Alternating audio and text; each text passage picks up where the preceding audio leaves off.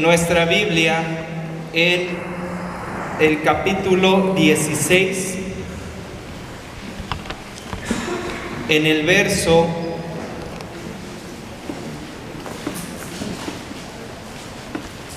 ¿me ayudas, Vicky? Creo que es el verso 26. No se ve.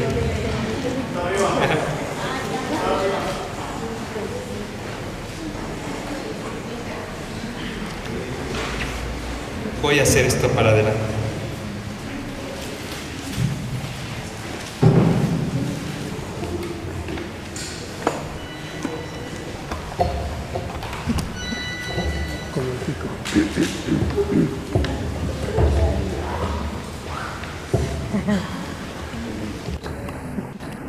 La versión que voy a leerles es NBI. Si gustan leerla, aquí en la pantalla se las puse. De lo contrario, pues si gustan en sus versiones acompañarme. Dice el verso 25: a eso de la medianoche, Pablo y Silas se pusieron a orar y a cantar himnos a Dios. Y los otros presos los escuchaban. De repente se produjo un terremoto tan fuerte que la cárcel se estremeció hasta sus cimientos. Al instante se abrieron todas las puertas y los presos se les soltaron las cadenas. El carcelero despertó y al ver las puertas de la cárcel de par en par, sacó la espada y estuvo a punto de matarse, porque pensaba que los presos se habían escapado. Pero Pablo le gritó: no te hagas ningún daño, todos estamos aquí. El carcelero pidió luz, entró precipitadamente y se echó temblando a los pies de Pablo y de Silas. Luego los sacó y les preguntó: señores, ¿qué tengo que hacer para ser salvo? Cree en el Señor Jesús, así tú y tu familia serán salvos, le contestaron. Luego les expusieron la palabra de Dios a él y a todos los demás que estaban en su casa. A esas horas de la noche el carcelero se los llevó y les lavó las heridas enseguida fueron bautizados él y toda su familia. El carcelero lo llevó a su casa, le sirvió comida y se alegró mucho junto con toda su familia por haber creído en Dios. Amén, hermanos. La verdad es una escritura poderosa y principalmente es poderosa porque si ustedes leen el contexto de esta escritura, Pablo y Silas en algún momento se encontraron a Timoteo, ¿verdad? Y empezaron un viaje. Ese viaje que fue conducido, dice la palabra, que por el Espíritu Santo, ¿verdad? El Espíritu Santo fue quien dirigió a Pablo hacia varias regiones, terminando en Filipos. Esto lo agrego, pero en el verso 14 pasó algo muy similar, ¿sí? Donde dice que se sienta a enseñar, o en este caso a estudiar, enseñar la palabra, y estaban muchas mujeres y una de ellas dice que con el mensaje que había predicado Pablo también, una versión dice que les abrió su corazón y que ella recibió a Cristo, ¿verdad? Esto me hace pensar, hermanos, en la gran encomienda que tenemos como discípulos. La verdad, me confrontó mucho la parte que Manuel nos exponía la semana pasada con respecto a la gracia. Una de las grandes virtudes que Pablo tenía era, y digo grandes virtudes porque todos la tenemos, pero él la hacía valer tanto, era la gracia. Estamos aquí por gracia de Dios. Somos lo que somos por gracia de Dios, no por méritos propios. Estamos aquí por Él. Y esta escritura, hermanos, sin duda deja ver el Espíritu Santo, el poder tan tremendo que éste tiene sobre la vida de cada uno de nosotros. Yo quisiera preguntarles, en base a esta escritura y a lo que acabamos de ver con respecto al carcelero, ¿qué tanto nos dejamos guiar por el Espíritu Santo? ¿Se han hecho esa pregunta? ¿Qué tanto te dejas guiar por el Espíritu Santo? ¿O te dejas guiar más por tu boca desenfrenada? ¿No? Porque yo a veces me he dejado guiar por mi boca desenfrenada, porque no la controlo y porque creo que mis ideas son mejores que las demás. Pero saben, hermanos, ustedes al bautizarse, ¿sí?, así como este carcelero, recibieron ese espíritu de poder. Jesús se fue, ¿sí?, y nos dejó una gran encomienda, así a ti como a mí. Pero dentro de esa encomienda dijo, no van a estar solos. ¿Por qué? Porque les voy a dejar mi espíritu. Ese espíritu de poder que tanto ayudó a los hermanos en ese tiempo a ver situaciones muy complicadas. Tan es el caso de Pablo. Qué increíble es. Yo no me imagino, después de estar compartiendo la fe, y no sé si les ha pasado,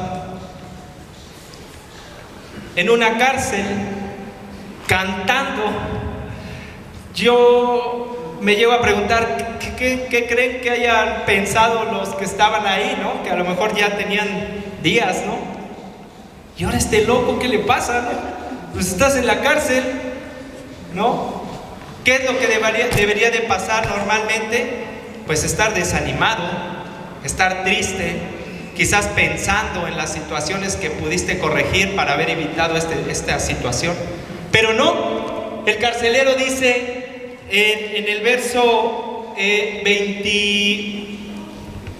26, si no mal recuerdo, 25, 26, perdón, Pablo dice que se puso a cantar y que de repente un gran terremoto cimbró la cárcel. Y cuando leí esa parte me acordé del terremoto que ya pasamos aquí, ¿no? De hecho ayer pasó uno, no sé si lo sintieron, fue muy leve, pero fue uno con muy baja sismicidad, por decir así, o escala más bien, ¿no?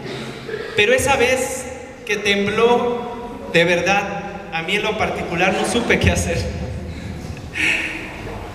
Recuerdo que en una ocasión, cuando tembló, yo le dije a Miri, me quedé viéndola de frente porque ya era noche y no supe qué hacer.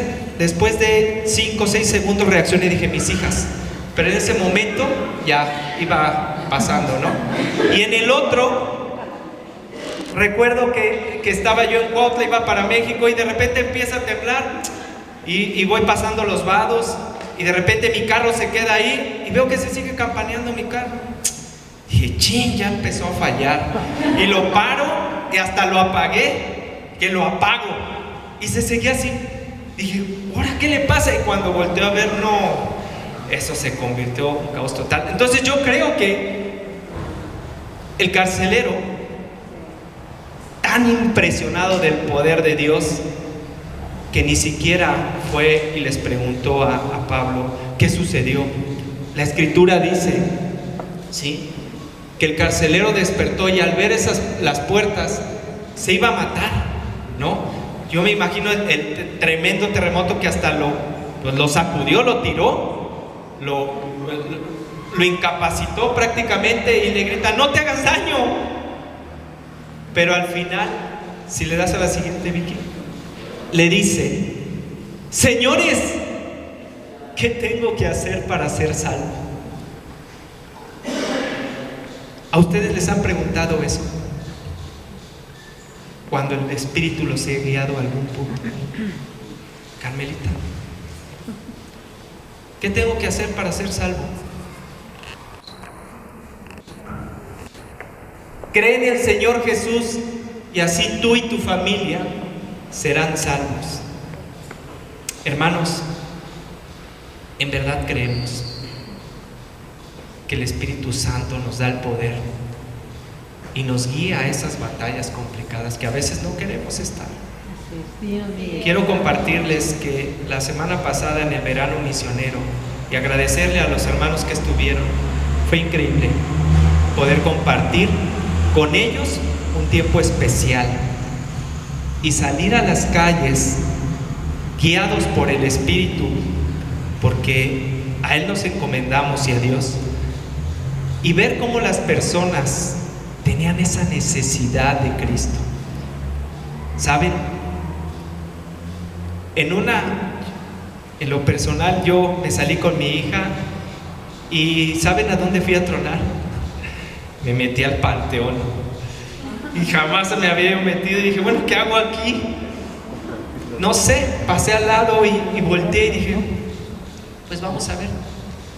Y de verdad, la experiencia que viví con dos personas que estuvieron ahí fue increíble. Una de ellas me dijo, no tengo tiempo. Y yo me seguí, no, pues gracias, ¿no? Me acordé de Mati, que me decía, no te desprecian a ti, desprecian a Dios. Y dije, ¿y qué creen que me hizo? ¡Hey! ¿Sabe qué? Sí, siempre quiero escuchar la palabra. Yo creo que haber dicho, estoy despreciando a Dios, porque yo lo único que llegaba, me permite leerles un versículo de la Biblia y me arrancaba. Y lo demás, Dios lo hacía en su corazón. ¿Sí? Entonces, así también pasó con una hermana que incluso, ¿me permites? Sí. Y inmediatamente casi que se pone a chillar y que nos abre su corazón así. Como la del verso 14, si ya tendrán oportunidad de leerlo en su casita, abrió su corazón y me dijo, yo necesito de Dios. Y en este momento, precisamente en este momento, yo le estaba pidiendo a Dios que me ayudara.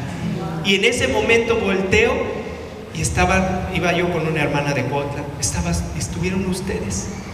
Y ¡paz! No son coincidencias, hermanos. El día de hoy tenemos una gran noticia, ¿no? Y queremos festejarla y queremos atesorarla.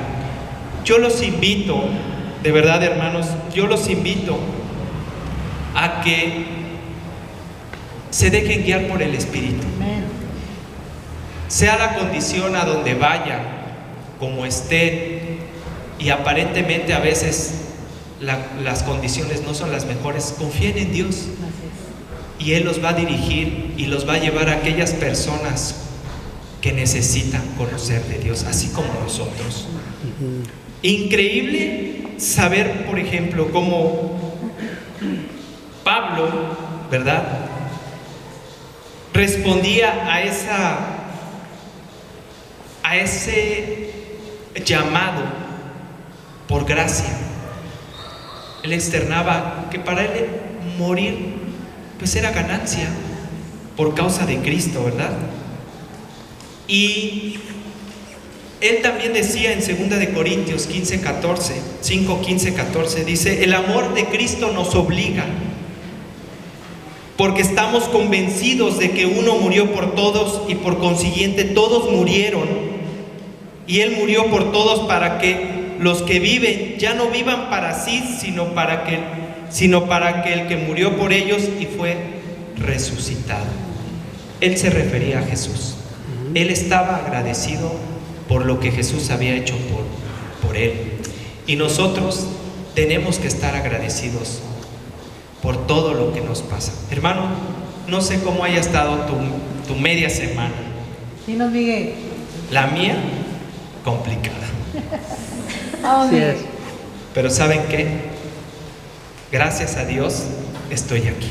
Amén. Y así quiero que te sientas, animado, hermano. Amén. El día de hoy vamos a tomar Santa Cena, hermanos.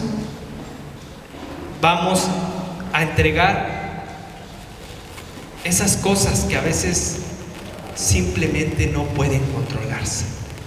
Y a veces se nos salen de las manos. Esas cosas que a veces nos calan por dentro y no nos permiten poder estar en paz. Por favor, cierren sus ojos y vamos a orar.